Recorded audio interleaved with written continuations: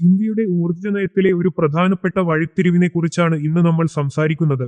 Petroleum മന്ത്രി ഹർദീപ് സിംഗ് പുരി ഇന്ന് വ്യക്തമാക്കിയ കാര്യങ്ങൾ നമ്മുടെ രാജ്യത്തിന്റെ തന്ത്രപരമായ കഴിവിനെ വെളിവാക്കുന്നതാണ്.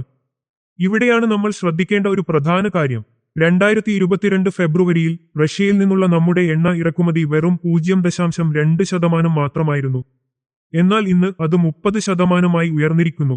ഈ വർധനവ് യാദൃശ്ചികമല്ല. പാശ്ചാത്യ രാജ്യങ്ങൾ റഷ്യയിൽ നിന്ന് അകന്നു നിന്നപ്പോൾ നമ്മുടെ രാജ്യം കണ്ടത് ഒരു സുവർണാവസരമാണ്. മികച്ച വിലക്കുറവിൽ എണ്ണ ലഭ്യമാകുമ്പോൾ അത് നമ്മുടെ ജനങ്ങളുടെ താൽപര്യം സംരക്ഷിക്കാൻ ഉപയോഗിക്കുക എന്നതാണ് ബുദ്ധിപരമായ നടപടി. ഒരു വശത്ത് താങ്ങാവുന്ന വിലയ്ക്ക് 24 മണിക്കൂറും എനർജി ലഭ്യമാക്കണം.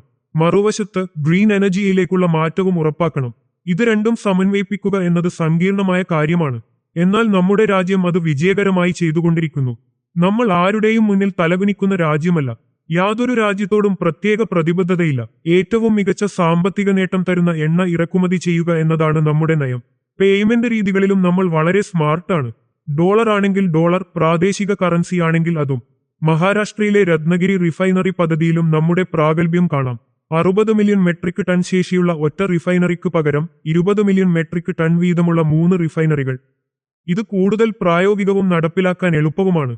സൗദി അറേബ്യയിലെ അരാങ്കോയും അബുദാബി നാഷണൽ ഓയിൽ കമ്പനിയും ഈ പദ്ധതിയിൽ പങ്കാളികളാകാൻ തയ്യാറായി നിൽക്കുന്നു.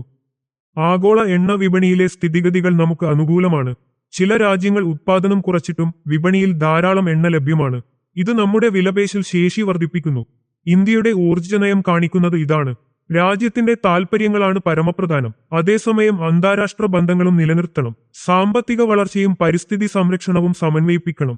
ഇത്തരം സന്തുലിതമായ സമീപനമാണ് നമ്മുടെ രാജ്യത്തെ ശക്തമാക്കുന്നത്.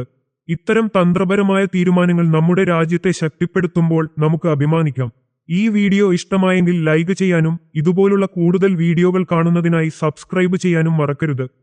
മറ്റൊരു വീഡിയോയുമായി ഉടനെ കാണാം.